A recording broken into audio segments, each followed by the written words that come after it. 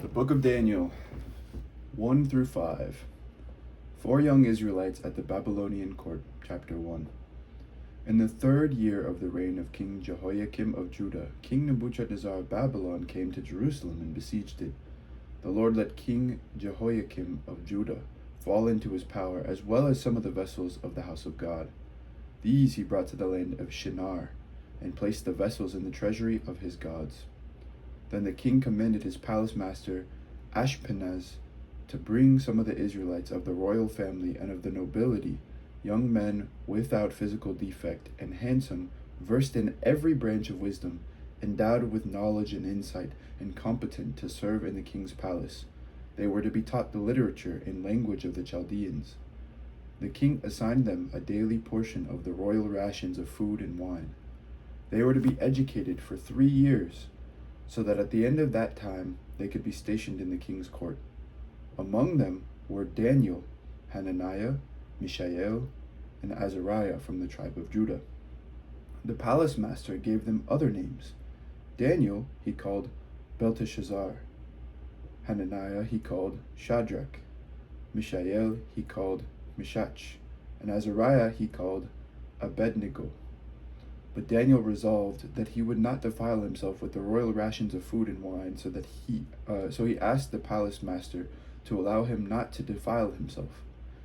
Now God allowed Daniel to receive favor and compassion from the palace master. The palace master said to Daniel, "I am afraid of my lord the king. He has appointed your food and your drink. If he should see you in poorer condition than the other young men of your own age, you would endanger my head with the king." Then Daniel asked the guard whom the palace master had appointed over Daniel, Hananiah, Mishael, and Azariah, "Please test your servants for 10 days. Let us be given vegetables to eat and water to drink. You can then compare our appearance with the appearance of the young men who eat the royal rations, and deal with your servants according to what you observe." So he agreed to this proposal and tested them for 10 days. At the end of 10 days it was observed that they had appeared better and fatter than all the young men who had been eating the royal rations. So the guard continued to withdraw their royal rations and the wine they were to drink, and gave them vegetables. To these 4 young men God gave knowledge and skill in every aspect of literature and wisdom. Daniel also had insight into all visions and dreams. At the end of the time that the king had set for them to be brought in, the palace master brought them into the presence of Nebuchadnezzar, and the king spoke with them. And among them all, no one was found to compare with Daniel, Hananiah, Mishael, and Azariah. Therefore, they were stationed in the king's court. In every matter of wisdom and understanding concerning which the king inquired of them, he found them 10 times better than all the magicians and enchanters in his whole kingdom. And Daniel continued there until the 1st year of King Cyrus. Nebuchadnezzar's dream, chapter 2. In the 2nd year of Nebuchadnezzar's reign, Nebuchadnezzar dreamed such dreams that his spirit was troubled, and his sleep left him. So the king commanded that the magicians, the enchanters, the sorcerers, and the Chaldeans be summoned to tell the king his dreams. When they came in and stood before the king, he said to them, "I have had such a dream that my spirit is troubled by the desire to understand it." The Chaldeans said to the king in Aramaic, "O king, live forever. Tell your servants the dream, and we will reveal the interpretation." The king answered the Chaldeans, "This is a public decree. If you do not tell me both the dream and its interpretation, you shall be torn limb from limb, and your houses shall be laid in ruins. But if you do tell me the dream and its interpretation, you shall receive from me gifts and rewards and great honor. Therefore, tell me the dream and its interpretation." They answered a second time, "Let the king first tell his servants the dream, then we can give its interpretation." The king answered, "I know with certainty that you are trying to gain time, because you see I have firmly decreed, if you do not tell me the dream, there is but one verdict for you. You have agreed to speak lying and misleading words to me until things take a turn. Therefore, tell me the dream, and I shall know that you can give me its interpretation." The Chaldeans answered the king, "There is no one on earth who can reveal what the king demands. In fact, no king, however great and powerful, has ever asked such a thing of any magician or enchanter or Chaldean. The thing that the king is asking is too difficult, and no one can reveal it to the king except the gods, whose dwelling is not with mortals. Because of this, the king flew into a violent rage and commanded that all the wise men of Babylon be destroyed. The decree was issued, and the wise men were about to be executed, and they looked for Daniel and his companions to execute them. Then Daniel responded with prudence and discretion to Arioch, the king's chief executioner, who had gone out to execute the wise men of Babylon. He asked Arioch, the royal official, "Why is the decree of the king so urgent?" Arioch then explained the matter to Daniel. So Daniel went in and requested that the king give him time, and he would tell the king the interpretation. Then Daniel went to his home and informed his companions Hananiah, Mishael, and Azariah, and told them to seek mercy from the God of heaven concerning this mystery, so that Daniel and his companions with the rest of the wise men of Babylon might not perish. Then the mystery was revealed to Daniel in a vision of the night, and Daniel blessed the God of heaven. Daniel said, "Blessed be the name of God from age to age, for wisdom and power are his. He changes times and seasons, disposes kings, and sets up kings. He gives wisdom to the wise and knowledge to those who have understanding. He reveals deep and hidden things. He knows what is in the darkness, and light dwells with him. To you, O God of my ancestors, I give thanks and praise, for you have given me wisdom and power, and have now revealed to me what we asked of you, for you have revealed to us what the king ordered." Therefore Daniel went to Arioch, whom the king had appointed to destroy the wise men of Babylon, and said to him, "Do not destroy the wise men of Babylon. Bring me in before the king, and I will give the king the interpretation." Then Arioch quickly brought Daniel before the king, and said to him, "I have found among the exiles from Judah a man who can tell the king the interpretation." The king said to Daniel, whose name was Belteshazzar, "Are you able to tell me the dream that I have seen and its interpretation?" Daniel answered the king, "No wise men, enchanters, magicians, or diviners can show to the king the mystery that the king is asking. But there is a God in heaven who reveals mysteries, and he has disclosed to King Nebuchadnezzar what will happen at the end of days. Your dream and the visions of your head, as you lay in bed, were these. To you, O king, as you lay in bed, came thoughts of what would be hereafter, and the revealer of mysteries disclosed to you what is to be. But as for me, this mystery has not been revealed to me because of any wisdom that I have more than any other living being, but in order that the interpretation may be known to the king, and that you may understand the thoughts of your mind. You were looking, O king, and lo, there was a great statue. This statue was huge, its brilliance extraordinary.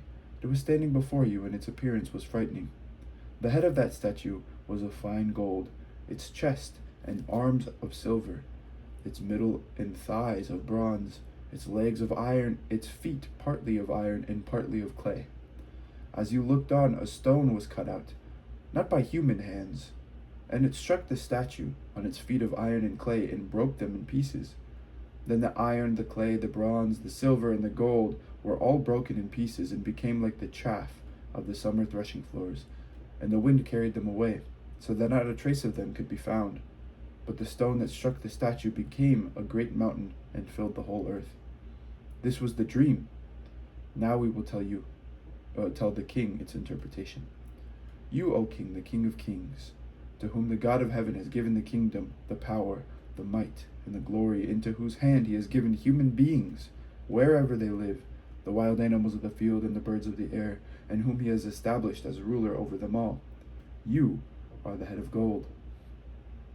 After you shall arise another kingdom inferior to yours, and yet a third kingdom of bronze, which shall rule over the whole earth. And there shall be a fourth kingdom, strong as iron. Just as iron crushes and smashes everything, it shall crush and shatter all these. As you saw the feet and toes partly of potter's clay, and partly of iron, it shall be a divided kingdom. But some of the strength of iron shall be in it, as you saw the iron mixed with the clay. As the toes of the feet were part iron and part clay, so the kingdom shall be partly strong and partly brittle. As you saw the iron mixed with clay, so will they mix with one another in marriage, but they will not hold together, just as iron does not mix with clay. And in the days of those kings, the God of heaven will set up a kingdom that shall never be destroyed, nor shall this kingdom be left to another people. It shall crush all these kingdoms and bring them to an end, and it shall stand forever, just as you saw that a stone was cut from the mountain, not by hands, and that it crushed the iron, the bronze, and the clay, and the silver, and the gold.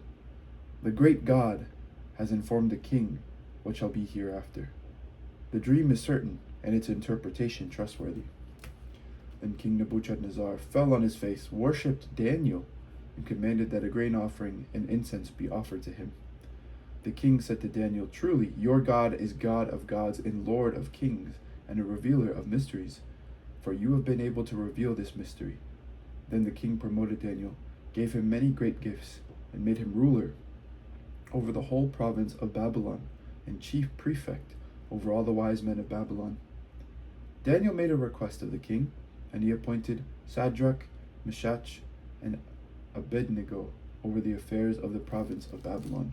But Daniel remained at the king's court. The golden image, chapter 3.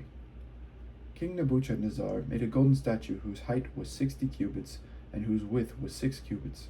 He set it up on the plain of Dura in the province of Babylon. Then King Nebuchadnezzar sent for the satraps, the prefects, and the governors, the counselors, the treasurers, the justices, the magistrates, and all the officials of the provinces to assemble and come to the dedication of the statue that King Nebuchadnezzar had set up. So the satraps, the prefects, and the governors, the counselors, the treasurers, the justices, the magistrates, and all the officials of the provinces assembled for the dedication of the statue that King Nebuchadnezzar had set up. When they were standing before the statue that Nebuchadnezzar had set up, the herald proclaimed aloud, "You are commanded, O peoples, nations, and languages, that when you hear the sound of the horn, pipe, lyre, trigon, harp, drum, and entire musical ensemble, you are to fall down and worship the golden statue that King Nebuchadnezzar has set up. Whoever does not fall down and worship shall immediately be thrown into a furnace of blazing fire."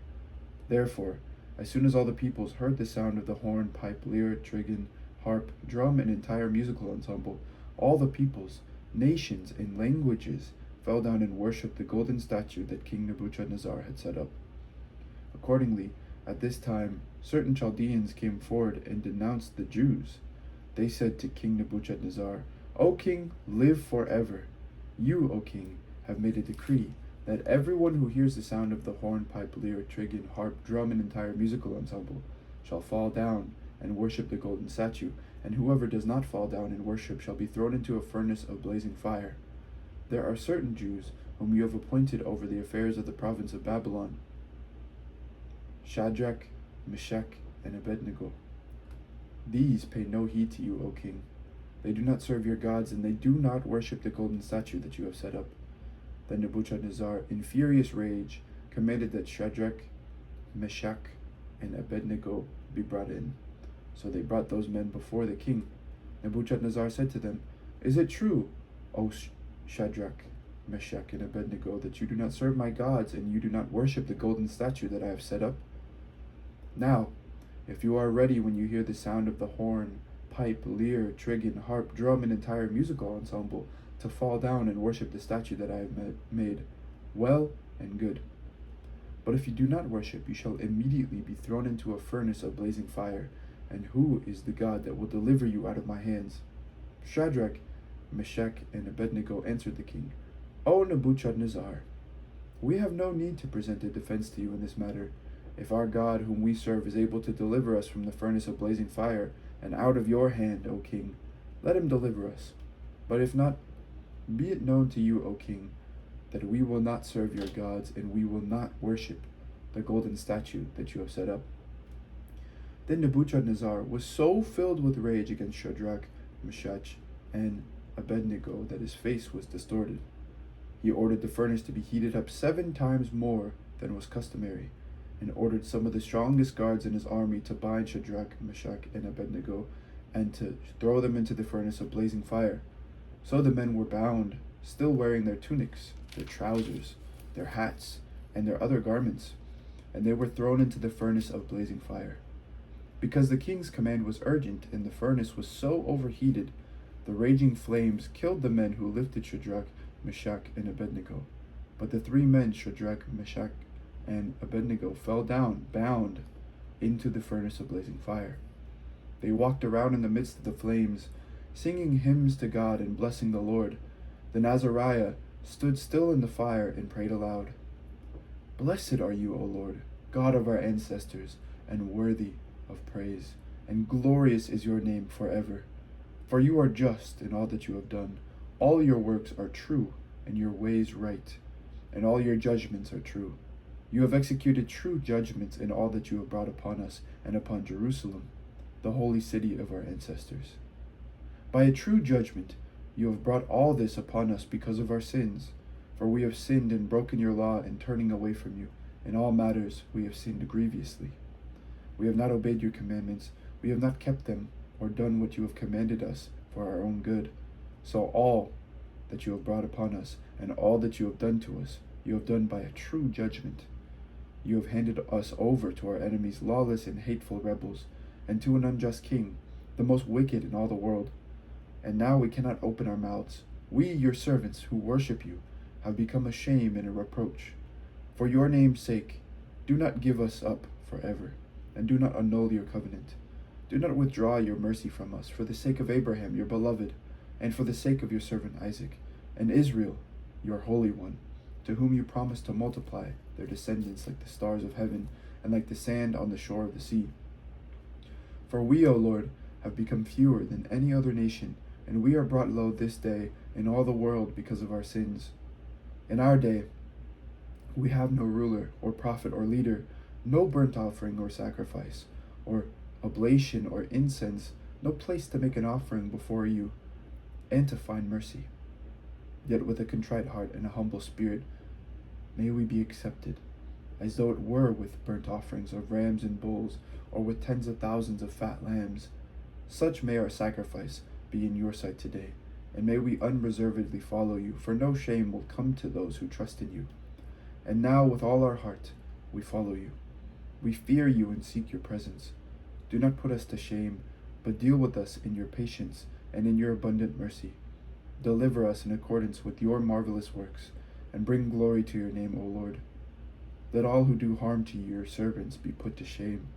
Let them be disgraced and deprived of all power, and let their strength be broken. Let them know that you alone are the Lord God, glorious over the whole world. Now the king's servants who threw them in kept stoking the furnace with naphtha, pitch, tow, and brushwood. And the flames poured out above the furnace 49 cubits, and spread out and burned those Chaldeans who were caught near the furnace. But the angel of the Lord came down into the furnace to be with Azariah and his companions, and drove the fiery flame out of the furnace, and made the inside of the furnace as though a moist wind were whistling through it. The fire did not touch them at all, and caused them no pain or distress. Then the three with one voice praised and glorified and blessed God in the furnace. Blessed are you, O Lord, God of our ancestors, and to be praised and highly exalted forever. And blessed is your glorious holy name, and to be highly praised and highly exalted forever. Blessed are you in the temple of your holy glory, and to be extolled and highly glorified forever. Blessed are you who look into the depths from your throne on the cherubim, and to be praised and highly exalted forever. Blessed are you on the throne of your kingdom, and to be extolled and highly exalted forever. Blessed are you in the firmament of heaven, and to be sung and glorified forever. Bless the Lord, all you works of the Lord. Sing praise to him, and highly exalt him forever. Bless the Lord, you heavens. Sing praise to him, and highly exalt him forever. Bless the Lord, you angels of the Lord. Sing praises to him, and highly exalt him forever. Bless the Lord, all you waters above the heavens. Sing praise to him, and highly exalt him forever. Bless the Lord, all you powers of the Lord. Sing praise to him, and highly exalt him forever. Bless the Lord, sun and moon. Sing praise to him, and highly exalt him forever. Bless the Lord, stars of heaven. Sing praise to him, and highly exalt him forever. Bless the Lord, all rain and dew. Sing praise to him, and highly exalt him forever. Bless the Lord, all you winds. Sing praise to him, and highly exalt him forever. Bless the Lord, fire and heat. Sing praise to him and highly exalt him forever. Bless the Lord, winter cold and summer heat.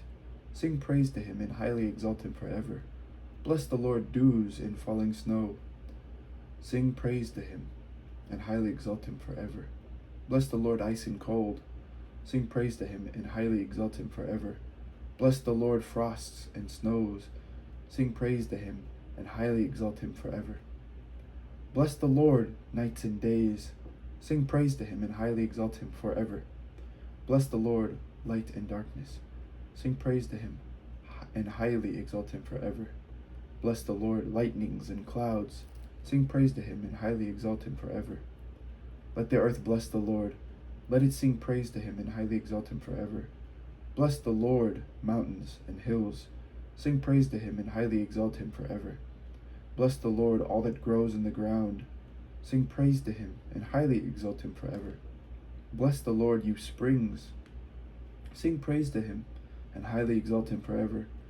Bless the Lord, seas and rivers. Sing praise to him and highly exalt him forever. Bless the Lord, you whales and all that swim in the waters. Sing praise to him and highly exalt him forever. Bless the Lord, all the birds of the air. Sing praise to him and highly exalt him forever. Bless the Lord, all wild animals and cattle. Sing praise to him and highly exalt him forever.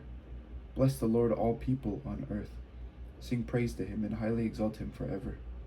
Bless the Lord, O Israel. Sing praise to him and highly exalt him forever.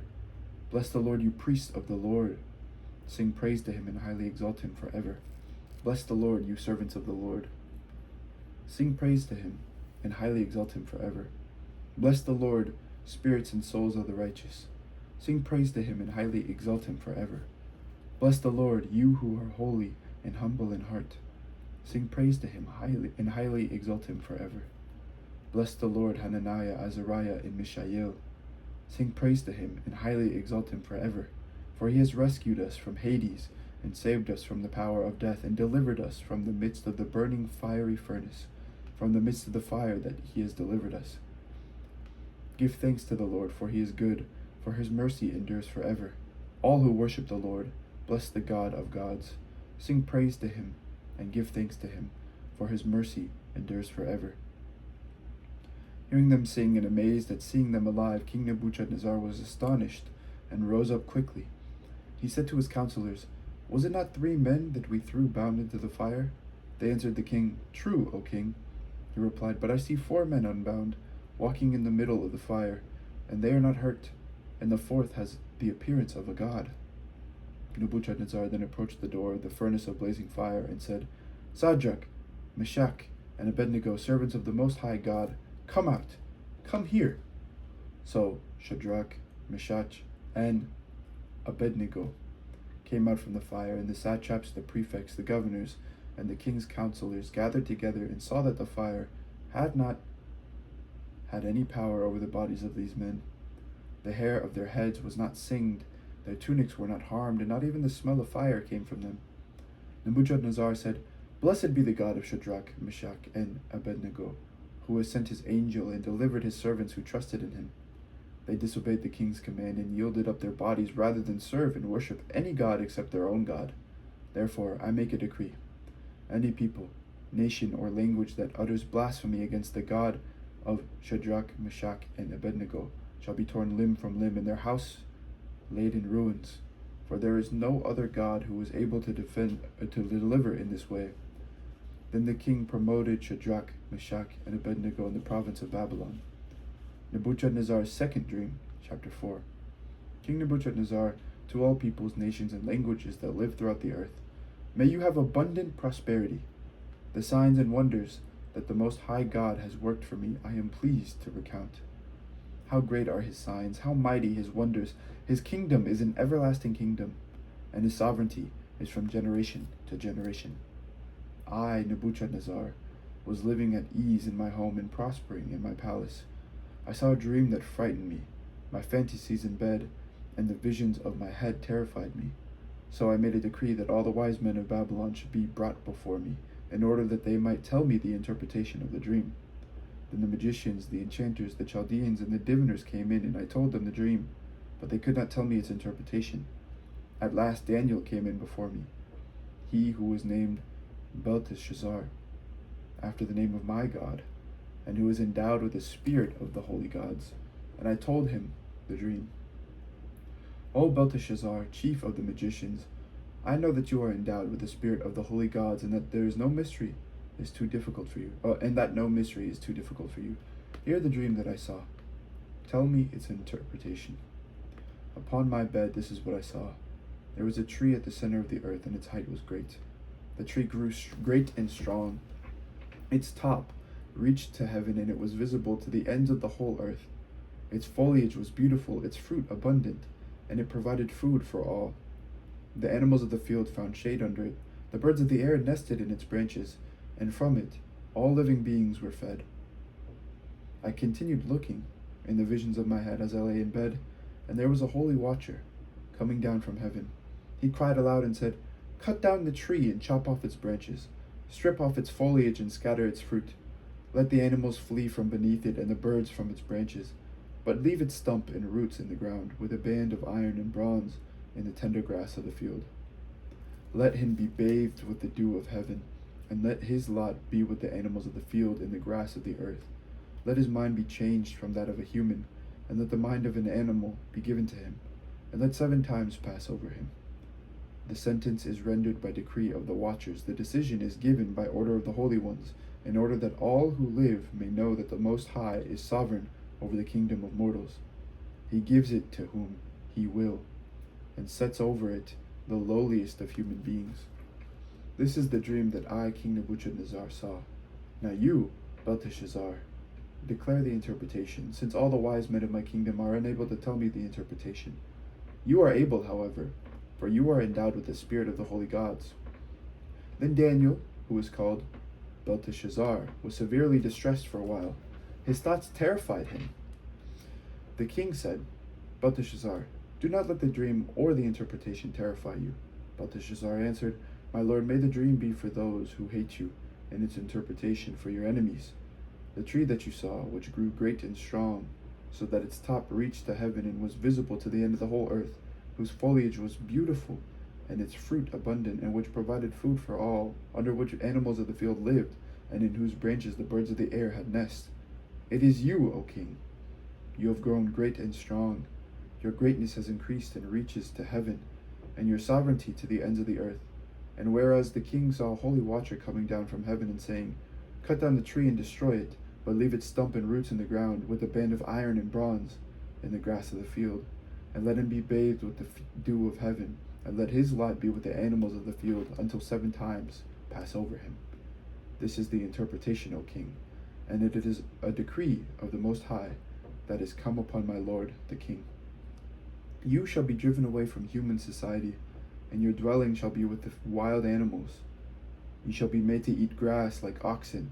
You shall be bathed with the dew of heaven, and 7 times shall pass over you, until you have learned that the Most High has sovereignty over the kingdom of mortals, and gives it to whom he will.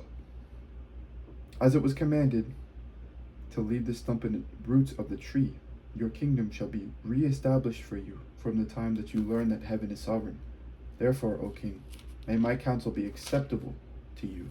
Atone for your sins with righteousness, and your iniquities with mercy to the oppressed, so that your prosperity may be prolonged."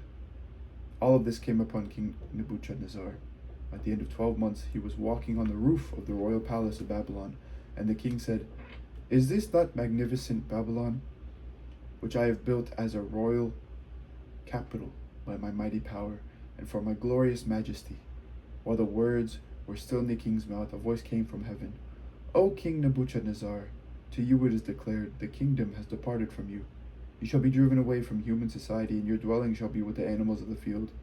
You shall be made to eat grass like oxen, and 7 times shall pass over you, until you have learned that the Most High has sovereignty over the kingdom of mortals, and gives it to whom he will." Immediately the sentence was fulfilled against Nebuchadnezzar. He was driven away from human society, ate grass like oxen, and his body was bathed with the dew of heaven, until his hair grew as long as eagle's feathers, and his nails became like birds' claws. When that period was over, I, Nebuchadnezzar, lifted my eyes to heaven, and my reason returned to me. I blessed the Most High and praised and honored the one who lives forever. For his sovereignty is an everlasting sovereignty, and his kingdom endures from generation to generation. All the inhabitants of the earth were accounted as nothing. And he does what he wills with the host of heaven and the inhabitants of the earth. There is no one who can stay his hand, or say to him, "What are you doing?" At that time my reason returned to me, and my majesty and splendor were restored to me for the glory of my kingdom. My counselors and my lords sought me out. I was re-established over my kingdom, and still more greatness was added to me. Now I, Nebuchadnezzar, praise and extol and honor the King of heaven, for all his works are truth and his ways are justice, and he is able to bring low those who walk in pride. Belshazzar's Feast. Chapter 5. King Belshazzar made a great festival for 1,000 of his lords, and he was drinking wine in the presence of the 1,000. Under the influence of the wine, Belshazzar commanded that they bring in the vessels of gold and silver that his father Nebuchadnezzar had taken out of the temple in Jerusalem, so that the king and his lords, his wives, and his concubines might drink from them.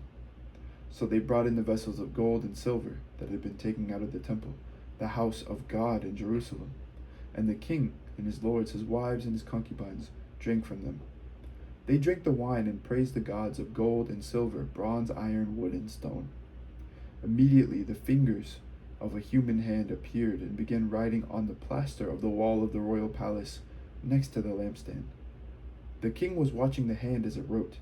Then the king's face turned pale, and his thoughts terrified him. His limbs gave way and his knees knocked together. The king cried aloud to bring in the enchanters, the Chaldeans, and the diviners, and the king said to the wise men of Babylon, "Whoever can read this writing and tell me its interpretation shall be clothed in purple, have a chain of gold around his neck, and rank third in the kingdom." Then all the king's wise men came in, but they could not read the writing or tell the king the interpretation. Then King Belshazzar became greatly terrified, and his face turned pale, and his lords were perplexed. The queen, when she heard the discussion of the king and his lords, came into the banqueting hall. The queen said, "O king, live forever. Do not let your thoughts terrify you, or your face grow pale. There is a man in your kingdom who is endowed with the spirit of the holy gods. In the days of your father he was found to have enlightenment, understanding, and wisdom like the wisdom of the gods. Your father, King Nebuchadnezzar, made him chief of the magicians, enchanters, Chaldeans, and diviners, because an excellent spirit, knowledge, and understanding to interpret dreams, explain riddles, and solve problems were found in this Daniel, whom the king named Belteshazzar. Now let Daniel be called, and he will give the interpretation." Then Daniel was brought in before the king. The king said to Daniel, "So you are Daniel, one of the exiles of Judah, whom my father the king brought from Judah. I have heard of you, that a spirit of the gods is in you, and that enlightenment, understanding, and excellent wisdom are found in you. Now the wise men, the enchanters, have been brought in before me to read this writing and tell me its interpretation, but they were not able to give the interpretation of the matter. But I have heard that you can give me interpretations and solve problems. Now if you are able to read the writing and tell me its interpretation, you shall be clothed in purple, have a chain of gold around your neck, and rank third in the kingdom." Then Daniel answered in the presence of the king, "Let your gifts be for yourself, or give your rewards to someone else. Nevertheless, I will read the writing to the king, and let him know the interpretation. O king, the Most High God gave your father Nebuchadnezzar kingship, greatness, glory, and majesty. And because of the greatness that he gave him, all peoples, nations, and languages trembled and feared before him.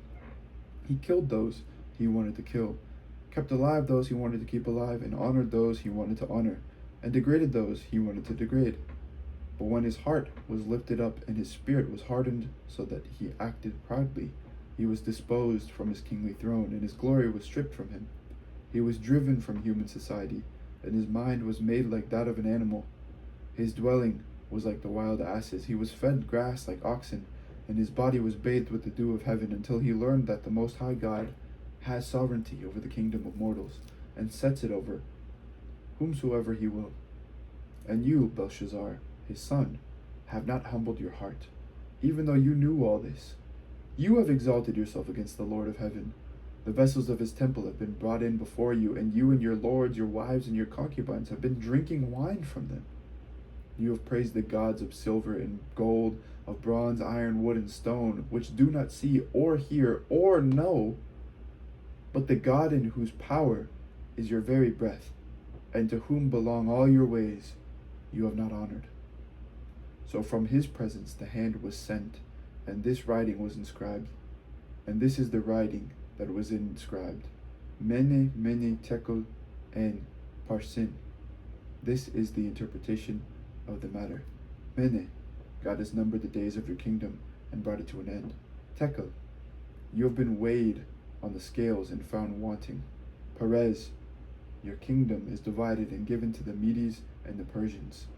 Then Belshazzar gave the command, and Daniel was clothed in purple. A chain of gold was put around his neck, and a proclamation was made concerning him that he should rank third in the kingdom. That very night Belshazzar, the Chaldean king, was killed, and Darius the Mede received the kingdom, being about 62 years old.